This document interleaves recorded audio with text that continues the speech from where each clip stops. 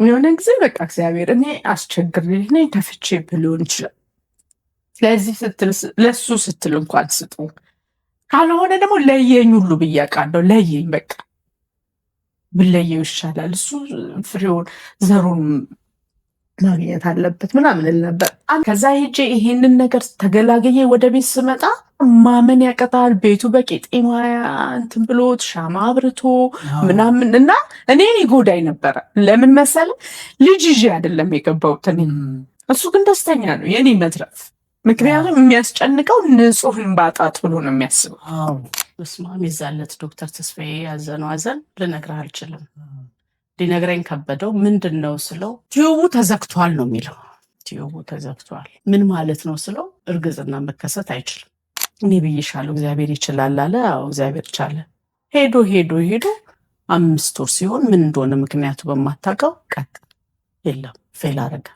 እዛው ዶክተር ጋር ነው የሚሄደው። ሲሄድ የለም በቃ ህይወት የለውም። ደህና የነበረ ጽንስ ምንድነው መሆን ያለበት ነው የምለው። ከዛ በኋላ ምንድነው መሆን ያለበት?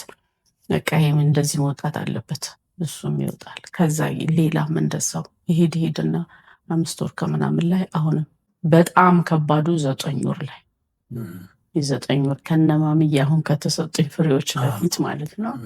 9 ወር በቃ ጨርሼ የገንፎ ለአጥሚት እህል ምናምን ተዘጋጅቶ፣ ለእኔ ግን ከባድ ነበር። ስትረስ አለው ውስጤ ላይ 15 ቀን ልወልድ 15 ቀን ሲቀረኝ እሱም ዝም አለ።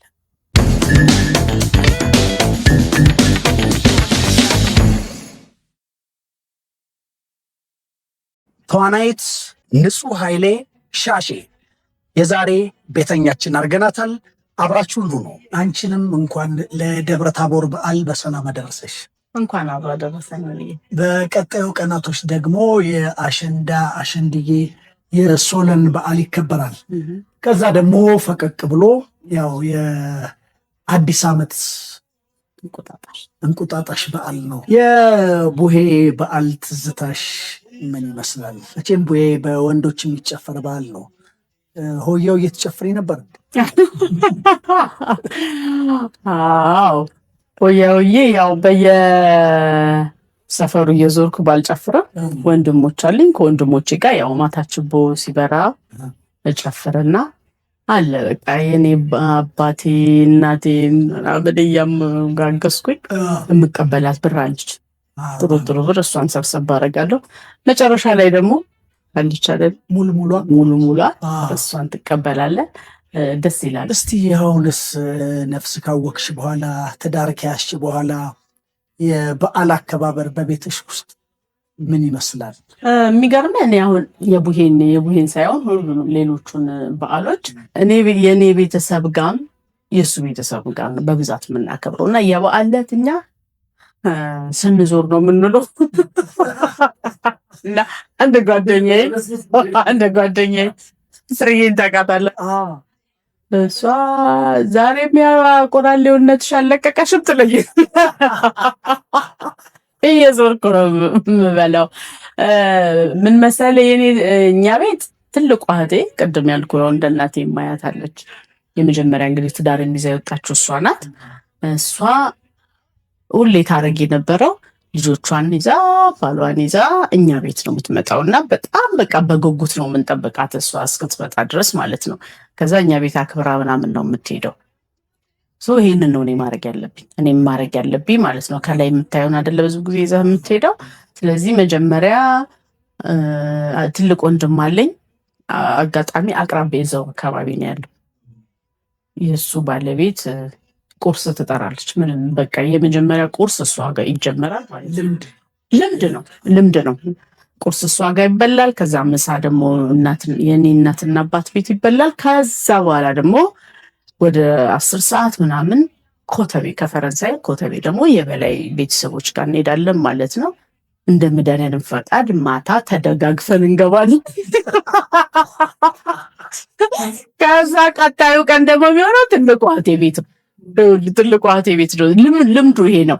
ስለዚህ እኔና እሱ የምናከብረው ወይም እኛ ቤት የሚከበረው ከዛ በኋላ ባለው ቀን ጊዜ ውስጥ ነው።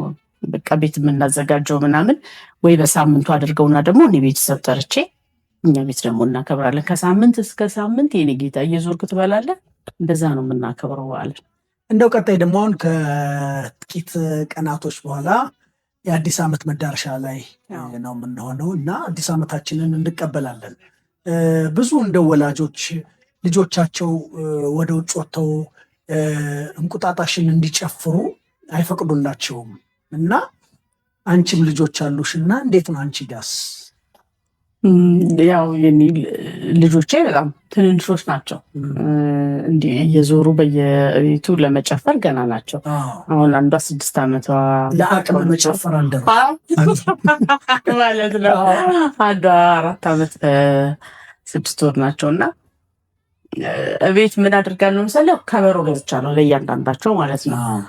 የዛሬ 2 ዓመት አካባቢ ነው የገዛው። ስለዚህ ልጆች ሊጨፍሩ ሲመጡ ከበሯቸውን ይዙና ከልጆቹ ጋር እዛው ተቀላቅለው ይጨፍራሉ ማለት ነው። ከዛ የሚሰጠውን ሳንቲም ምናምን ይሰጣል። ከዛ እህቶች አክስቶቻቸው ጋር ምናምን ይጨፍራሉ። አሁን ለጊዜው ደሱ ነው የሚያደርጉት። ወደፊት እንግዲህ በጣም ደስ ይላል እና ልጆች ባህላቸውን አውቀው ማደግ አለባቸው። የሀገራቸውን ባህል የማወቅ ቢያውቁ ጥሩ ነው። በጥሩ ታንጸው ያድጋሉ ብዬ አስባለሁ። አሁን ልጆቹ ራሱ ምን አድርገውታል መሰለህ? ገንዘብ መሰብሰቢያ አድርገውታል። እሱ አያውቁት። ካልነገርካቸው ካላስተማርካቸው በራሱ የደብረ ታቦር መዝሙር አለ። እሱ ሁሉ ማስተማር ቢቻል አሁን የሚሉት ይሄ እንትና ወርቅ ለበሰ ምናምን እንደዚህ ያደረገ ምናምን የሚሉት ነገር እሱን ትተውት በትክክል ያለውን አለ አይደለ? የሃይማኖታዊውም አለ። እሱን በደንብ አስተምረናቸው መጨፈር ባለባቸው መልኩ እንዲጨፍሩ ማድረግ። ከዛ ደግሞ ሳንቲም መሰብሰቢያ ብቻ እንዳይሆን እሱም የወላጅ ነው የወላጅ ኃላፊነት ነው። እሱን ማስተማር ነው እንጂ አንተ በደንብ ጨፍረው ምናምን ቢያልፉት ታሪክ ነው። እንኳን እኛ እዚህ ቁጭ ብለን የምናሳድግ እኮ የተለያየ ዓለም ላይ ልጆቻቸውን የሚያሳድጉ ኢትዮጵያውያን እኮ አሁን የሀገራቸውን ባህል እንዲለምዱላቸው እንደ ሀገራቸው እንዲያድጉ አምጥተው እዚህ ያስቀምጠዋቸው ምናምን የሚሄዱበት ጊዜ ላይ ነው ያለ ነው። እንኳን እዚሁ ያለ ነው ማለት ነው። ስለዚህ ወላጆች ያው ለልጆቻችን ባህላችንን እሴታችንን የማሳወቅ ግዴታ ግዴታችን። በድጋሚ ንጹዬ እንኳን ለደብረ ታቦር በዓል በሰላም አደረሰሽ። እያንተም እንኳን አደረሰ። ከበላይ ጋር ሰርግ ስታስቡ 30 ሰው ለመጥራት ነበር እቅዳችሁ? እንደው ይደናል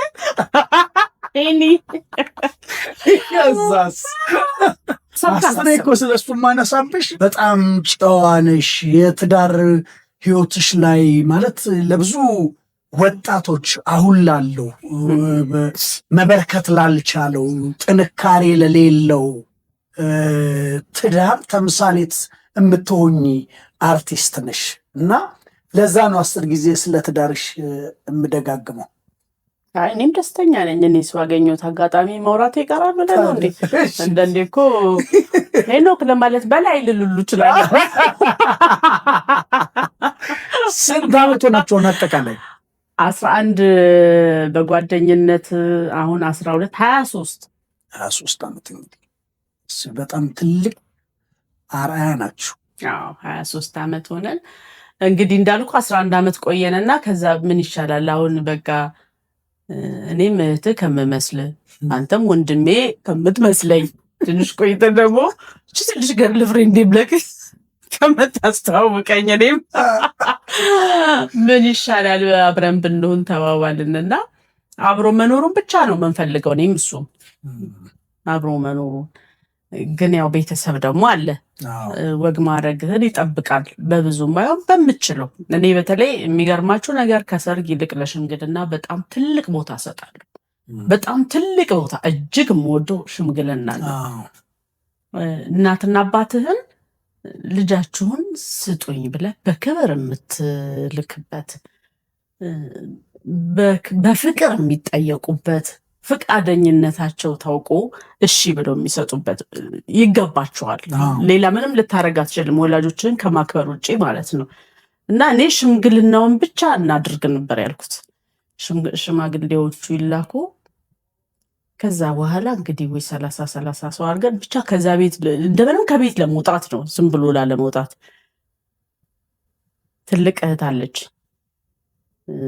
እናቴም ምላት ማለት ነው። እሷ ዘለቃ ኃይሌ ትባላለች። ሳማክራት አይ ሊቆጭሽ ይችላል አለች።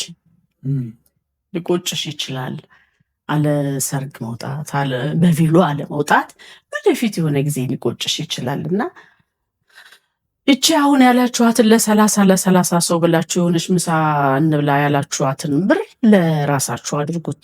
ለቬሎ ምናምን ያኔ ጥሩ ነው ዋጋው፣ እንዳሁን አይደለም። ለቬሎ ምናምን አድርጉት። እኔ ደግሞ 300 ወይ 400 ሰው ምናምን ኮክቴል ልቻልች። ይኸውልሽ በስንት ተባዛ ወዴት እንደሄደ እኔ እግዚአብሔር በጣም መልካም ነገር ነው ያለችኝ። እኔ ዞርብኝ። እሷ እያለችኝ አላወቀችም እንጂ እኮ ያኔ ነገር እንዴት ነው የሚሆነው? ወይ መድኃኒዓለም ብዬ አማከርኩት። እንዲህ ያለችኝ ስለው እንዴ ትልቅ ነገር እኮ ነው የምታወጣው አለኝ። አዎ ትልቅ ነገር ነው፣ ግን እኔ እናንተ ይሄ አሁን የምናወጣለን ያለው ነገር ወደ ሰርግ ስታመጣው አይከብደንም ወይ ነው? አንተ በቃ ጎበዝ ነው እሱ አይከብደንም ነው። አይከብደንም እንሞክረው፣ በእውነት ነው የምልህ። አዎ እንችላለን ነው የሚለው። እውነትም በቃ ተቻለ። በሚገርም ሁኔታ ምንድን ነው ኦርጋን በኦርጋን ምናምን በደንብ በባንድ ሰርጌ የነበረው ማለት ነው። እንዴት ሆኖ እኔ አላውቀውም። አሁን እግዚአብሔር በቃ የራሱን ነገር ሰርቷል። በእውነት ነው። ያን ያህል ሳንቲም አለን የምንባልም አይደለንም። አለልኝ መኳንንትና ጥላሁን ዘውገ እንትን ይለኝ ነበረ፣ እናንተ ተጋቡ እንጂ ካሜራ ከኛ ነው። ይሄ እንደዋዛ ዝም ብሎ ማለት ነው። አንዳንዴ ረጅም ጊዜ ስትመጣ ሰዎች ለአንተ ያዝናሉ። ይሄ ነገር ድንገት ፌል ቢያደርግ ይጎዳሉ ወይ ትጎዳለች ብለው ያስባሉ። እና በአብዛኛው ሰው በቃ አብረን እንድንሆን ወደ ትዳር እንድንገባ ነው የሚመኘው። እንደው እናንተ ተጋቡ እንጂ ካሜራ ከኛ ሄዱ ነበር። ቀኑ ደረሰ በእጄ ቀኑ ደረሰ አልኳቸው። ቀኑ ደረሰ ካሜራ ዘንድ ደግሞ እናንተ ለዚህ አብቅተዋችሁ ብለው እንግዲህ በሁለት ቪዲዮ እና በሁለት የፎቶ ካሜራ 4 ካሜራ ተደቅኖ በላይ እስካሁን ያነሰዋል። ወይ ጉድ የኛ ሰርግ እኮ እያለ ማለት ነው። እና እግዚአብሔር ሰው ከሰጠ ነገሮች ሁሉ ውብ ይሆናሉ። እግዚአብሔር ካንተ ጋር ሲሆን ይቀላል፣ ውብ ነው የሚሆነው። በጣም ቆንጆ ሆኖ አለፈ። በላይ መኩሪያ ጋር የተገናኛችሁት ካምፓስ ውስጥ ነው፣ ኮሌጅ። ያንን ጊዜ እንዴት ታስታውሻለሽ?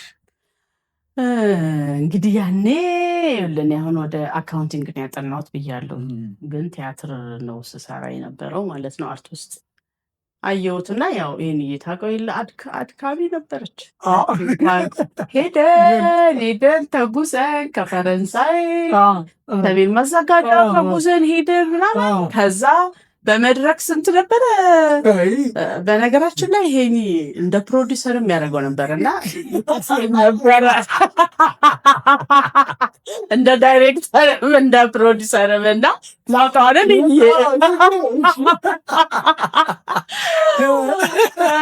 እና ታየሁት እና ምንም እንትን የማይል አይነት ነገር ሲመስለኝ ነው። ትንሽ ጥሩ ነኝ፣ ትምህርት ላይ ጥሩ ነበርኩኝ። አይ በቃ ዝም ብዬ ጊዜን አልፍች ብዬ አካውንቲንግ ለመማር ኩዊንስ ኮሌጅ ገባው ማለት ነው። እኔ ገባሁት ለመማር ነው። ከ3 ወር መሰለኝ አንገቴን ደፍቼ ተማርኩት። ከ3 ወር በኋላ በላይ መኩሪያ ትልቅ የህይወት መስመርሽ ውስጥ የህይወት መስመር እኔ ለአካውንቲንግ እኔ እናትን ያለውልሽ ብሎ ከዛ እሱን ማጥናት ጀመርሽ። ትምህርቱ በላይ ነው። በቃ የሚሄደው እሱን ለማየት በለው። አብርሃም አስፈላችን ነፍሱን ይማርና ምን ይለኝ ነበር መሰለኝ፣ አካውንቲንግ የምትማሪው አገሪቷ እንኳን እኮ የሁሉ ገንዘብ የላት ቁጥር ይለኝ ነበር። ቁጥር አገሪቷ እውነቱን ነው። እና ከአብርሃም አባባል ጋር እንደትና ልክ ነው አካውንቲንግ በላይ ነው የሚሻለው። በቃ በዛው 3 ወር በኋላ ያው ጥሩ ወንድም ሆኖ ነው የቀረበኝ። ጥሩ ነበረ። ሀሳቤ እንደዛ ነበር። ተቀየረ ወደ ሌላ መስመር አደረግኩትና የሚሄደው ለመማር ሲሆን እሱን ለማግኘት ሆነ። እሱ በጣም ጎበዝ ተማሪ ነው። እንደምንም እያገዘኝ እንግዲህ አይዞሽ በርቺ እኔ አስረዳሻለሁ እያለኝ ጨረስን እላለሁኝ። እሱ ዲፕሎማውን እኔ ደግሞ የባል ማስተርሴን ይዤ ወጣሁ። አሁን የሁለት ልጆች እናት ነሽ። አዎ በሕክምና ባለሙያዎች ልጆች መውለድ እንደማትች ልጅ መውለድ እንደማትች ተነግሮች ነበረ እና በዛን ወቅት ብዙ ጭንቀት ነበረ፣ ብዙ ጠውረድ ይኖረዋል በአንቺም ጋር እና የባልሽስ በላይ ድጋፍ እርዳታ ምንድን ነበረ? በሰማበት ሰዓት የእሱ ስሜት ምንድን ነበረ? እንደው እስቲ ስለዚህ እንደው ትንሽ ወደኋላ መለስ ስንበልና እንጫወት። ምን አለ መሰለህ ሄንዬ፣ እኔ የማምንበት ትዳርና ልጆች የእግዚአብሔር ስጦታዎች ናቸው። በላይ የኔ ከልጆቼ በፊት የተሰጠኝ ስጦታዬ ነው። ከነ ድካሜ ከነ ድካሙ ከና ለመቻሌ ከና ለመቻሉ በጣም ብዙ ጊዜዎችን አብሮኝ የመጣ በጣም በዚህ አጋጣሚ በጣም መልካም ምርጥ ባለቤቴ ነው በእውነት። በጓደኝነት 11 ዓመት ነው የኖርነው ከበላይ ጋር። በ11 ዓመት ውስጥ ነግሬህ እንደሆነ 15 ቀን ምናምን ያልተገናኘ ነው። ከጓደኝነቱ በላይ ግን ከተጋባም በኋላ ይሄ ሰው እንኳንም ባል ሆነ እንኳንም 11 ዓመት በጽናት ያው አንዳንድ ነገሮች ይሄ ቢስተካከሉ ያው እንደ ወንድ ኃላፊነት መውሰድ ትፈልግ የለ እሱን በማለት ነው 11 ዓመት ፈጅቶብን የነበረው። እንኳንም ባለቤት የሆነ የምለው መልካም ባሌ ነው። አሁንም እግዚአብሔርን የምለምነው እድሜና ጤና ለልጆቹም ለእኔም ብሎ እንዲሰጥልን ነው። በጣም የምወደው ባለቤቴ ነው። እንዳልከው 11 ዓመት ኖረን ከዛ በኋላ ተጋባንና እርግዝና ተፈጠረ መጀመሪያ። ከዛ 3 ወር ከምናምን አልቆየም። ምናልባት የኔም ጥሩ አልነበርኩም፣ ቅጭቅጭ ምናምን ነገር ያደርገኛል። በዛም ሊሆን ይችላል ብቻ ፌል አደረገ። 3 ወር ከምናምን ልጅ ከዛ እሱ መጠረግ አለበት ተባለ፣ ተጠረገ። ከዛ በኋላ የለም እንግዲህ አትወልጅም የሚለውንም እንዳትቀበል ቀድሞ እግዚአብሔር አሳይቶኛል። ከዛ በኋላ የለም እንግዲህ ወደ ምርመራው ነው የምትሄደው፣ ወደ ሕክምና ሄድኩኝ። በጣም ብዙ ተመላለስኩ ምናምን ብዙ መንገዶችን ይሄን ደግሞ አድርጌን በጣም መልካም ዶክተር ደግሞ እግዚአብሔር ሲወድ ይወደናል። ሁሌ ሲወድ ሰው ነው የሚሰጥ። በጣም መልካም ዶክተር ተስፋዬ ድንበሯ ይሰራ የነበረ አሁን አዲስ ህይወት ያለ ዶክተር ተስፋዬ ሁሌ ነው የማመሰግነው። እሱ በጣም በቃ ያማክረኛል፣ ያግዘኛል። እስቲ ደግሞ እንዲሁ ምናምን የሚለው ስቴፖችን ሄድን እና አልሆንም፣ የለም። ስለዚህ እስቲ የመጨረሻ የሚባል እንግዲህ እንትን አለ የማህፀን ራጅ፣ እሱ ይታያል ማለት ነው። እሱን አየውና በስማም ይዛለት ዶክተር ተስፋዬ ያዘነው ሐዘን ልነግርህ አልችልም። ሊነግረኝ ከበደው። ምንድን ነው ስለው ቲዩቡ ተዘግቷል ነው የሚለው። ቲዩቡ ተዘግቷል ምን ማለት ነው ስለው እርግዝና መከሰት አይችልም። እኔ መውለድ አልችልም። ይሄ በጣም ከባድ ነው። እንዴት ሊሆን ይችላል ዶክተር ስለው በቃ ምናልባት ከዚህ በፊት እንዲህ በተፈጠረው ነገር ወይ ተነክሶ ሊሆን ይችላል፣ ጠባሳ ነገር አለና እሱ በሰርጀሪም ሊከፈት ይችላል፣ ግን አንዳንዴ ስኬታማም ላይሆን ይችላል ምናምን አለኝ። ከዛ ያለኝ ነገር ምንድን ነው መሰለ፣ እኔ ምንም ልልሽ አልችልም። እኛ ዶክተሮች ልጅ አንሰጥም። ልጅ የሚሰጠው እግዚአብሔር ነው። የተሰጠውን መከታተል ነው የኛ ስራ። እግዚአብሔር ስለሚችል ለእግዚአብሔር ስጭዋል፣ ጸልይ፣ በቃ እንደዚህ ብሎኝ ተለየኝ ማለት ነው። በጣም ነው ያዘንኩት፣ በጣም ነው የደነገጥኩት። ከዛ ደውዬ ነገርኩት በላይ እንዲህ ያለኝ። አይገርምም? አንዳንዴ ክፉ ንግግሮችን መስበር መቻል በጣም ጥሩ ነው። ክፉ ንግግሮችን በመልካም መስበር ማለት ነው። በልሽ እንዲህ ያሉኝ ስል ማን ስለሆነ አለኝ። ማን ስለሆነ የኔና ያንቺን ፍሬ ሰው አይደለም የሚዘጋው፣ ሰው አይደለም የሚገድበው አለኝ። እንዴት እንደዚህ ብለሽ ተቀበልሽው? አንቺ ጠንካራ እኮ ነሽ። በእግዚአብሔር ላይ ያለሽ ነገር ጠንካራ እኮ ነው። ለእኔና ላንቺ እኔና አንቺን እግዚአብሔርን ያገናኘን፣ ቀጣዩም የእግዚአብሔር ነው። ከዛ ቤት መጣ። አለቀስኩ በጣም ደግሞ እሱ ሳየው። ከዛ ምንም ትልቁና ከባዱ ነገር አስደንጋጭ ነው ለእኔም ለሱም፣ ለእኔ ብቻ አይደለም። ግን የራሱን ድንጋጤ ዋጥ አድርጎት እኔን ነው ለምን ያለኝ። ለምን በቃ ምንም እንደዚህ አይነት ሊሰማሽ አይገባም። ሲጀመር እኔ እስቲ ቆይ ልጅ በወልድ ብዬ አይደለም ንጹህ ነው የገባሁት፣ አንቺም እንደዛው ነው። የኔና የአንቺ ስራ መኖር ነው አለኝ። መኖር በቃ ወደፊት መኖር፣ ሌላው ይሄ የእግዚአብሔር ነው አለ ማለት ነው። ከዛሽ ቀን በኋላ አላለቀስኩም። በእውነት ነው የምልህ። አበረታኛ ምንም አልመሰለኝ። ከዛ ኖረን እንደዚህ በተባለ በ5ኛ ወር ይሁን ምናምን ጽንስ ተፈጠረ ማለት ነው። ኧረ በላይ እንደዚህ ሆኗል ስለው ብዬሻለሁኝ እኮ አለ። ብዬሻለሁ እግዚአብሔር ይችላል አለ። እውነትም ይችላል። እኛ ጨረስን ስንል እግዚአብሔር ይጀምራል። ከዛ በኋላ ደግሞ ከባዱ ፈተና የመጣው ከዛ ሄድኩኝ እዛው ዶክተር ጋር 2 ወር ምናምን ሲሆነኝ የተደሰተው ደስታ ልነግርህ አልችልም። ይሄኔ በእውነት ነው የምልህ። ዶክተሩ አንዳንድ ዶክተሮች በቃ በጣም አብረው ይሆናሉ። አብረው ያንተ ችግር የራሳቸው ችግር ያደርጉታል። በቃ ደስ አለው። እስቲ ማየት ፈልጋለሁ ራሴን ባልትራሳውንድ ማየው ብሎ አየው ምናምን። ይኸውልሽ ወንድ ነው ምናምን አለኝ። እኔ ብዬሻለሁ እግዚአብሔር ይችላል አለ። አዎ እግዚአብሔር ቻለ። ሄዶ 5 ወር ሲሆን ምን እንደሆነ ምክንያቱ በማታውቀው ቀጥ የለም ፌል አረገ። በቃ እዛው ዶክተር ጋር ነው የምሄደው። ሲሄድ የለም በቃ ህይወት የለውም። ደህና የነበረ ጽንስ ምንድነው መሆን ያለበት ነው የምለው። ከዛ በኋላ ምንድነው መሆን ያለበት? በቃ ይሄም እንደዚህ መውጣት አለበት፣ እሱም ይወጣል። ከዛ ሌላም እንደዛው ይሄድና 5 ወር ከምናምን ላይ አሁንም በጣም ከባዱ 9 ወር ላይ የ9 ወር ከነማምዬ አሁን ከተሰጡኝ ፍሬዎች በፊት ማለት ነው። 9 ወር በቃ ጨርሼ የገንፎ ለአጥሚት እህል ምናምን ተዘጋጅቶ፣ ለእኔ ግን ከባድ ነበር። ስትረስ አለው ውስጤ ላይ 15 ቀን ልወልድ 15 ቀን ሲቀረኝ እሱም ዝም አለ። የሚገርምህ ምንም ነገር የለውም። ይሄን ችግሩ ይሄ ነው የሕክምና ችግር ይሄ ነው የሚሉት ነገር የለም። ዝም አለ። በቃ ይዞሽ ነው በዚህ መሀል ማለት ነው። እግዚአብሔር መቼም ሁሌ ነው የምታመሰግነው። እግዚአብሔርን ምንም መክፈል አንችልም ከማመስገን ውጭ። በእውነት እኔ ለእግዚአብሔር ቃል የለኝም።